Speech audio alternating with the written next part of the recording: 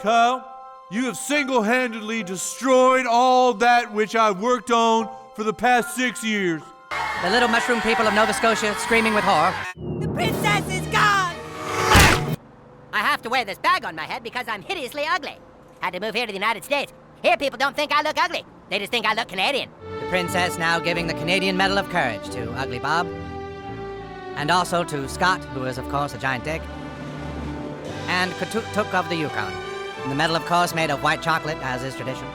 What a glorious day for Canada, and therefore the world. What's up, guys and gals? Welcome back to another South Park Breakdown. Today we're dissecting the hilariously chaotic Royal Pudding episode. From Canadian royalty to heroic rescues, let's dive into these top 6 takeaways you might have missed.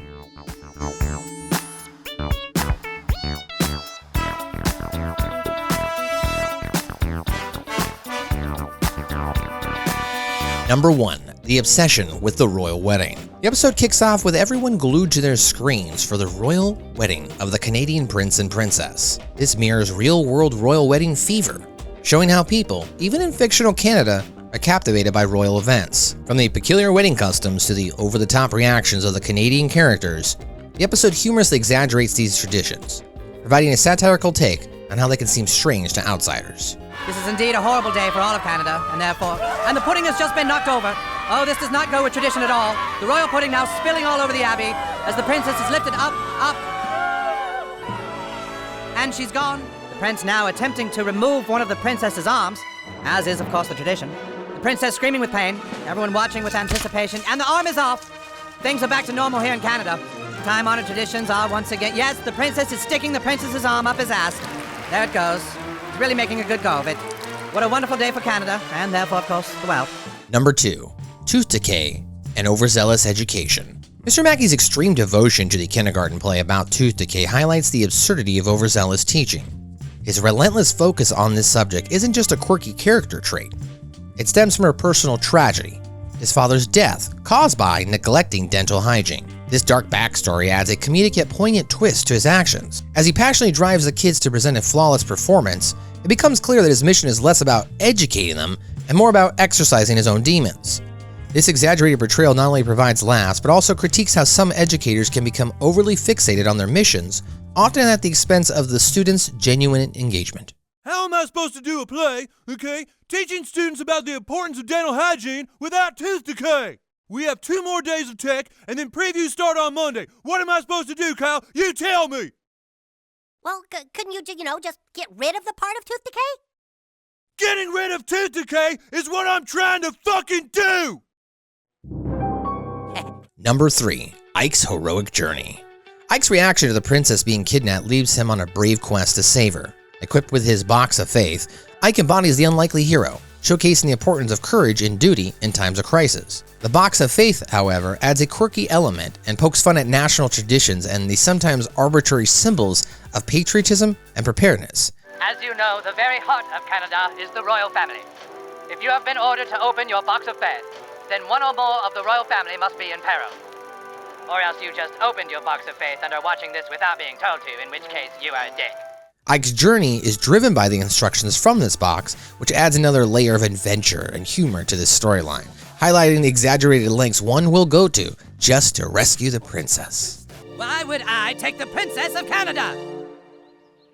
Because you're a giant dick. Number 4. Kyle's struggle with responsibility. Kyle is thrust into a position of responsibility when Mr. Mackey insists he must fix the tooth decay play after Ike disappears. This subplot highlights Kyle's loyalty and the pressure he faces to step up for his brother. Despite the absurdity of the situation, it showcases a more serious side of Kyle, as he tries to balance school, family, and the bizarre demands of Mr. Mackey. You call rolling your fat ass out on the stage and lazily blurting out your lines like a turtle taking a shit, you call that trying. This play is supposed to change how people think, Kyle. Get it fucking right. Number 5. The role of Canadian identity. This episode dives into what it means to be Canadian through characters like Ugly Bob, Ike, and Scott the Dick. From the Prime Minister's address to the nation to the mobilization of Canadians, we see a humorous yet touching portrayal of patriotism and a collective effort in the face of a national crisis. A massive candlelight vigil was held last night, led by the Canadian band Rush.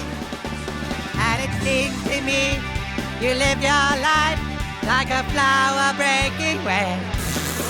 Number 6. The Unexpected Hero. Ike, who usually plays a minor role, becomes the central hero of this episode.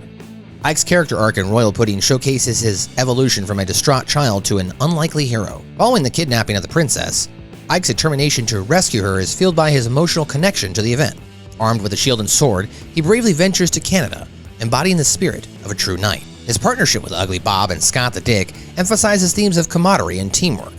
Ultimately, Ike's clever thinking saves the day. By unveiling Tooth Decay's true identity, he transforms a dire situation into victory. This journey illustrates that even the smallest characters in South Park can possess the courage and ingenuity needed to overcome great challenges. Princess, look away!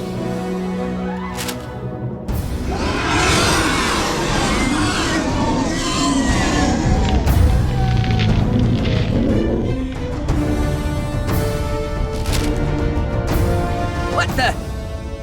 You did it, kid! 我先係要你將呢個係啱㗎啦。 Oh, thank you! Thank you! There you have it, folks. Royal Pudding. A wild ride with unexpected heroes. If you enjoyed this breakdown, don't forget to like, comment, and subscribe for more South Park content. And if you want the full episode recap scene by scene, click the title card on the screen for the full podcast review. SMB, a South Park review. Thanks for watching. We'll see you next time.